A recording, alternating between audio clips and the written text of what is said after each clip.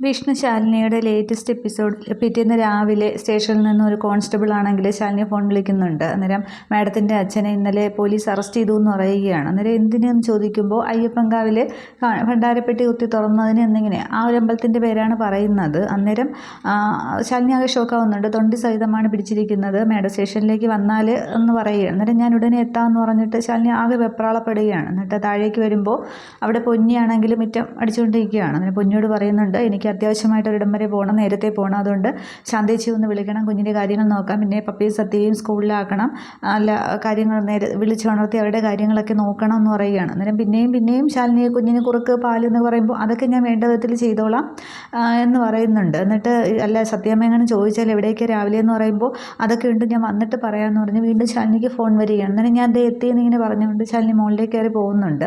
അന്നേരം ഇതെന്താ ഇങ്ങനെയെന്നിങ്ങനെ പൊന്നി ചിന്തിച്ചിട്ട് പൊന്നി തൻ്റെ ജോലികളൊക്കെ ചെയ്യുകയാണ്. അന്നേരം വേണമെങ്കിൽ സ്കൂളിൽ വരെ കൊണ്ടാക്കാമെന്ന് പൊന്നി പറയുന്നുണ്ട്. അന്നേരം അതിന് ശിവം വന്നോളും, നേരത്തെ വിളിച്ചാൽ മതി, ഇല്ലെങ്കിൽ എഴുന്നേൽക്കില്ല എന്നൊക്കെ ശാലിനി പറയുന്നുണ്ടായിരുന്നു. ഇതേസമയം അവിടെ ചന്ദ്രയാണെങ്കിൽ ശിവന് രാവിലെ ചായയായിട്ട് ചെല്ലുന്നുണ്ട്. ശിവ ഉറക്കം എഴുന്നേറ്റില്ല. അന്നേരം ശിവേട്ടാ എന്നിങ്ങനെ കുലുക്കി വിളിക്കുകയാണ്. അന്നേരം എന്താണെയും ചോദിക്കും, നേരം വെളുത്തോ എഴുന്നേൽക്കുന്നില്ലേ ചോദിക്കുകയാണ്. അന്നേരം ഞാൻ പിന്നെ എഴുന്നേറ്റോളം എന്ന് പറയുമ്പോൾ ഒരേ ഞാൻ ചായയും കൊണ്ട് വന്നാണെന്ന് പറയുമ്പോൾ അത് അവിടെ എങ്ങാനും വെച്ചേക്കുന്നത് ശിവൻ ഉറക്കപ്പിച്ചിലാണ്.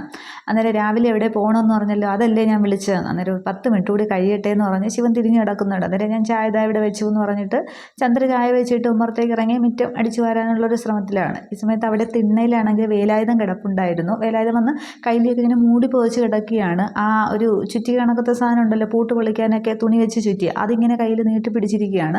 പക്ഷെ മുഖം തലവരെ മൂടിയിരിക്കുകയാണ്. അന്നേരം പെട്ടെന്ന് മുറ്റം അടിച്ചുകൊണ്ട് ചന്ദ്ര ഇങ്ങനെ തിരിഞ്ഞു നോക്കുമ്പോൾ ഇത് കാണുമ്പോൾ ചന്ദ്ര പേടിച്ചു അകത്തേക്ക് കയറി ഓടുകയാണ് ശിവേട്ടാന്നും പറഞ്ഞു. എന്നിട്ട് പെട്ടെന്ന് എന്ന് ശിവനെ വിളിക്കുന്നുണ്ട് ആകെ വെപ്രാളത്തിൽ. അന്നേരം എന്താടിയെന്നും പറഞ്ഞ് ശിവൻ ചാടി എഴുന്നേക്കുകയാണ്. അന്നേരം പെട്ടെന്ന് എഴുന്നേറ്റ് വന്നേ മുറ്റത്ത് ഒരാൾ കിടക്കുന്നു എന്ന് പറയുകയാണ്. അന്നേരം ആളോ എന്നും പറഞ്ഞിട്ട് ശിവൻ ഓടി വന്നിട്ട് നോക്കുകയാണ്. അന്നേരം ശിവനെ ആദ്യം ആളിനെ മനസ്സിലാവുന്നില്ല. പെട്ടെന്ന് ശിവനെ കയ്യിൽ അങ്ങ് എടുക്കുമ്പോൾ അത് വേലായുധനാണെന്ന് കാണുന്നുണ്ട്. അന്നേരം ഇത് വേലായുധേട്ടനല്ലേ എന്ന് പറഞ്ഞിട്ട് ശിവനാണെങ്കിൽ അങ്ങോട്ടത്തേക്ക് തിണ്ണയിലേക്ക് ഇരുന്നിട്ട് വേലായുധനെ കുലുക്കി വിളിക്കുകയാണ്. പക്ഷേ ബോധം ഇല്ലാത്ത പോലെ കിടക്കുകയാണ്. അന്നേരം നീ കുറച്ച് വെള്ളം എടുത്തതെന്ന് പറയുമ്പോൾ ചന്ദ്ര ഓടിപ്പോയി വെള്ളം കൊണ്ടുവരികയാണ്. എന്നിട്ട് മുഖത്തേക്ക് വെള്ളം കുടയുമ്പോൾ വേലായുധൻ ഇങ്ങനെ കണ്ണ് തുറക്കുന്നുണ്ട്. എന്നിട്ട് വേലായുധൻ ആദ്യം കാണുന്നത് ഇങ്ങനെ ഗ്ലാസും വെള്ളമായിട്ട് ഇരിക്കുന്ന ചന്ദ്രയാണ് കാണുന്നത്. അന്നേരം പെട്ടെന്ന് എഴുന്നേറ്റിരുന്നിട്ട് ചന്ദ്രയെ അങ്ങ് തൊഴുകയാണ്. അമ്മയെ മഹാമായെ പൊറുക്കണേ എന്ന് പറയുകയാണ്. എന്നിട്ട് ശിവനെ നോക്കിയിട്ട് മഹാദേവ പൊറുക്കണേ, അടിയൻ അറിയാതെ ചെയ്തു പോയതാണെന്ന് പറഞ്ഞിട്ട് പിച്ചും പേയും പറയുന്ന പോലെ പറയുകയാണ്.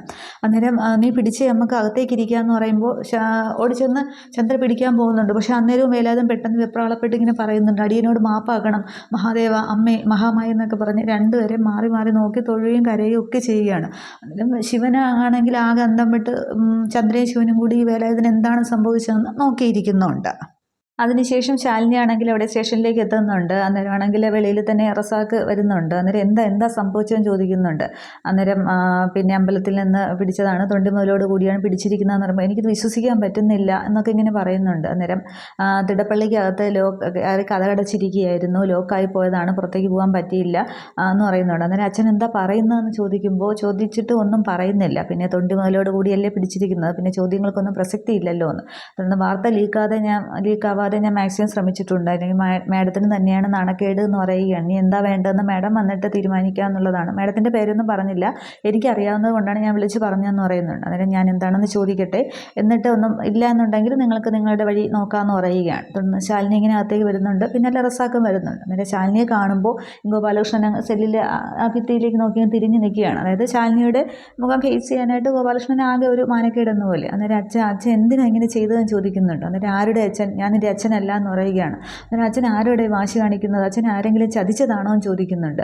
അതിന് മുന്നേ റസാഖ് പറയുന്നുണ്ട് 2 പേരുണ്ടായിരുന്നു എന്നാണ് നാട്ടുകാർ പറഞ്ഞത്, രണ്ടാമനെ കുറിച്ചൊന്നും പറഞ്ഞിട്ടില്ല എന്ന് പറയുന്നുണ്ട്.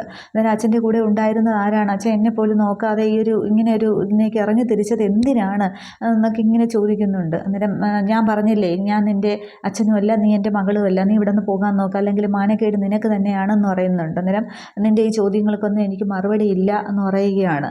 അന്നേരം നിങ്ങൾക്ക് നിങ്ങളുടെ എന്താണെന്ന് വെച്ചാൽ ചെയ്യാം, നീ പോകാൻ നോക്ക്, മര്യാദയ്ക്ക് പോകാൻ നോക്ക് എന്നിങ്ങനെ കടുപ്പിച്ച് ഗോപാലകൃഷ്ണൻ പറയുമ്പോൾ ശാലിനിക്ക് ദേഷ്യം വരുന്നുണ്ട്. അന്നേരം ശാലിനി പറയുകയാണ്, ശരി ഞാൻ എൻ്റെ വഴിക്ക് പോയിക്കോളാം, ഇനി എന്നെ വിളിച്ചേക്കരുത്, അച്ഛനെ ഞാൻ ചോദിക്കുന്നതിന് മറുപടി ഇല്ല എന്നുണ്ടെങ്കിൽ പോലീസുകാർ അവരുടെ രീതിയിൽ ചോദിച്ചോളും, അപ്പോൾ പിന്നെ അതിന് മറുപടി അങ്ങ് പറഞ്ഞു കൊടുത്താൽ മതി എന്ന് പറഞ്ഞിട്ട് ശാലിനി തിരിഞ്ഞ് റസാഖിൻ്റെ അടുത്ത് പറയുന്നുണ്ട്.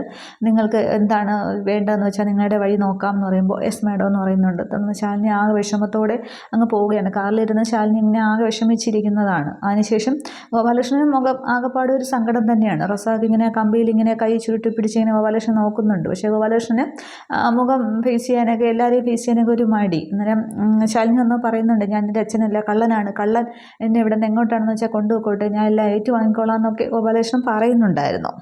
അതിനുശേഷം അവിടെ മൂർത്തിയുടെ വീടാണ് കാണിക്കുന്നത്. രണ്ടുപേരും വന്ന് ബെല്ലടിക്കുമ്പോൾ അരുണയാണ് വന്ന് വാതിൽ തുറക്കുന്നത്. അന്നേരം ആരെ കാണാൻ ചോദിക്കുമ്പോൾ മൂർത്തി കാണാനാണെന്ന് പറയുമ്പോൾ കാറ് നോക്കാൻ വന്നതാണെന്ന് പറയുന്നുണ്ട്. അന്നേരം കാറ് നോക്കാനെന്ന് പറയുമ്പോൾ മൂർത്തി ഇറങ്ങി വരുന്നുണ്ട്. അന്നേരം വരും, ഞാൻ കാണിച്ചു തരാമെന്ന് പറഞ്ഞിട്ട് മൂർത്തി അവരെ കൊണ്ടുപോയി കാറ് കാണിക്കുകയാണ്.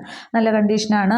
പിന്നെ വീട് വിട്ടാൽ ഓഫീസിൽ നേരത്തെ വീട്, വല്ലപ്പോഴും നൈറ്റ് ഡ്രൈവിന് എവിടെയെങ്കിലും പോകും, അല്ലാതെ എല്ലാം കണ്ടീഷനാണ്, ടയറൊക്കെ പുതിയതാണ്, എല്ലാ പേപ്പറും ഓക്കെ ആണെന്നൊക്കെ പറയുമ്പോൾ ഈ അരുണൻ ചോദിക്കുന്നുണ്ട്, മൂർത്തി എന്താ ഇതൊക്കെ, കാറ് കൊടുക്കുകയാണോ എന്നൊക്കെ ഇങ്ങനെ ചോദിക്കുമ്പോൾ മൂർത്തി ഒന്നും പറയുന്നില്ല, അവരോട് സംസാരിക്കുകയാണ്. ഈ സമയത്ത് ദുർഗയാണെങ്കിൽ അവിടെ മുകളിൽ കാറിൽ വന്ന് ഇറങ്ങിയിട്ട് ഓടി വരികയാണ്. എന്നിട്ട് മൂർത്തിയോട് ചോദിക്കുന്നത്, അച്ഛൻ എന്താ അസുഖം ചോദിക്കുന്നുണ്ട്. അതിൻ്റെ ചേച്ചി അകത്തേക്ക് ഇല്ല, ഞാൻ വരാമെന്ന് പറയുന്നുണ്ട്. അന്നേരം നീ എന്തിനാ ഇതെല്ലാം മറച്ചു വെക്കുന്നത് എന്ന് പറഞ്ഞ്, അച്ഛൻ്റെ രോഗം എന്താ എന്നോട് പറയാത്തതെന്നും പറഞ്ഞ് ദേഷ്യപ്പെടുകയാണ്. അന്നേരം അത് ചേച്ചി എന്നും പറഞ്ഞ് മൂർത്തി സമാധാനിപ്പിക്കാൻ ശ്രമിക്കുന്നുണ്ട്. അരുൺ ഇതെല്ലാം കേട്ടുകൊണ്ട് നിൽക്കുകയാണ്. അന്നേരമാണെങ്കിൽ പിന്നെ അകത്ത് നിന്ന് അമ്മ ഇറങ്ങി വരുന്നുണ്ട്. അന്നേരം എന്താ ദുർഗ, അച്ഛൻ എന്താ അസുഖം എന്ന് പറഞ്ഞല്ലോ എന്ന് പറയുകയാണ്. അന്നേരം അത് അമ്മ, അച്ഛന് ക്യാൻസർ ആണെന്ന് പറയുമ്പോൾ ഈ അമ്മ ആകെ അങ്ങ് ഷോക്കായിട്ട് പെട്ടെന്ന് അങ്ങ് അകത്തേക്ക് കയറി പോവുകയാണ്. അന്നേരം പിന്നെ ഇത് നീ എന്താ എന്നോട് മറച്ചു വെച്ചത്, ഇപ്പോൾ എല്ലാവർക്കും വരുന്ന അസുഖമല്ലേ, അതോ ഇത് നിൻ്റെ ഭാര്യ പറഞ്ഞു തന്ന ബുദ്ധിയാണോ ചോദിക്കുകയാണ്, തന്ത്രം മെനഞ്ഞതാണോ. അന്നേരം ഇതിൽ ഞാൻ എന്ത് തന്ത്രം മെനഞ്ഞു എന്നാണ് ചേച്ചി എന്നിങ്ങനെ അരുണ ചോദിക്കുകയാണ്. അന്നേരം ഈ സ്വത്തുക്കളെല്ലാം സ്വന്തമാക്കാമല്ലോ, എല്ലാം കൂടി കൈയടക്കി വെച്ചിരിക്കുകയല്ലേ, എല്ലാം കൂടി വക്കീൽ ബുദ്ധിയല്ലേ, തന്ത്രങ്ങൾക്കൊന്നും വേറെ പാടില്ലല്ലോ എന്ന്. അന്നേരം ചേച്ചി ഞാൻ അങ്ങനെയൊന്നും എന്നിങ്ങനെ മൂർത്തി പറയുമ്പോൾ നിനക്ക് കാണില്ലായിരിക്കും, പക്ഷെ നിൻ്റെ ഭാര്യയ്ക്ക് കാണുമെന്നിങ്ങനെ പറയുമ്പോൾ അച്ഛനും ഇറങ്ങി വരുന്നുണ്ട്, അമ്മയും കൂടി വരികയാണ്. കാറ് നോക്കാൻ വന്നവർ അവിടെ തന്നെ നിൽക്കുന്നുണ്ട്. അന്നേരമാണെങ്കിൽ അച്ഛൻ പറയുന്നുണ്ട്, ഇതിൽ ആരെയും കുറ്റപ്പെടുത്തണ്ട, ഇത് ഞാനാണ് നിങ്ങളോട് പറയേണ്ടതെന്ന് മറച്ചു വെച്ചത് ഞാൻ പറഞ്ഞിട്ടാണ്, അമ്മയും നീ പറഞ്ഞ വിഷമിക്കുമെന്ന് കരുതിയിട്ടാണ്, പക്ഷെ നീ ഇങ്ങനെ ചിന്തിച്ചു കൂട്ടുമെന്ന് ഞാൻ കരുതിയില്ല, നിൻ്റെ മനസ്സിൽ ഇത്രത്തോളം ഉണ്ട്, കൂടപ്പിറപ്പിനെ കുറിച്ചാണ് നീ ഇങ്ങനെ പറയുന്നതെന്ന് ഓർക്കണം എന്നിങ്ങനെ പറയുകയാണ്. അന്നേരം ദുർഗയ്ക്ക് ആകെപ്പാട് വിഷമോ ദേഷ്യമൊക്കെ വരുന്നുണ്ട്. അന്നേരം ഇപ്പം ഞാനായില്ലേ ചോദിക്കാമെന്ന്, ഞാനായില്ലേ കുറ്റക്കാരെ, എനിക്ക് പിന്നെ ഇവിടെ ആർക്കും ആവശ്യമില്ലല്ലോ, ആവശ്യമുള്ളപ്പോൾ വിളിക്കുമല്ലോ, അപ്പോൾ കാണാമെന്ന് പറഞ്ഞിട്ട് ആകെ ദേഷ്യപ്പെട്ട് തിരിച്ചു പോവുകയാണ്. അന്നേരം മോളെന്ന് ഈ അച്ഛനും ചേച്ചിന്ന് മൂർത്തിയെ വിളിക്കുന്നുണ്ട്. പക്ഷെ ദുർഗ നിൽക്കുന്നില്ല, കാറി കയറി പോവുകയാണ്. തുടർന്നാണെങ്കിൽ അമ്മ സങ്കടപ്പെടുന്നുണ്ട്, എന്നാലും ഇത് എന്നോട് പറഞ്ഞില്ലല്ലോ, അന്നേരം അതൊക്കെ അസുഖമൊക്കെ എങ്ങനെയാക്കും, ഇതൊക്കെ ഭേദമാക്കാം, അതൊന്നും സാരമില്ല, നീ ഇങ്ങോട്ട് വന്നേന്നും പറഞ്ഞ് അച്ഛനാണെങ്കിൽ അമ്മയും വിളിച്ച് അകത്തേക്ക് പോകുന്നുണ്ട്. അന്നേരം ഈ കാറ് നോക്കാൻ വന്നവർ നോക്കിക്കോളൂ എന്ന് മൂർത്തി പറയുമ്പോൾ വീണ്ടും അരുണ ചോദിക്കുന്നുണ്ട്, നമ്മൾ എന്തിനാ കൊടുക്കാൻ പോവുകയാണോ എന്നൊക്കെ. അന്നേരം ഒരു പാർട്ടിക്ക് ക്യാഷ് കൊടുക്കാനുണ്ട്, ഇത് കൊടുത്തില്ല എന്നുള്ള ചെക്ക് കേസിൽ ഞാൻ അകത്താവും, കാറ് പിന്നെയും വാങ്ങാമല്ലോ, ഇപ്പോൾ ഇതേ വഴിയുള്ളൂ എന്ന് പറയുമ്പോൾ അരുണ ഇങ്ങനെ ആകെ സങ്കടപ്പെട്ട് നിൽക്കുന്നു. അവർ വണ്ടിയുടെ കണ്ടീഷനും കാര്യങ്ങളൊക്കെ നോക്കുകയാണ്.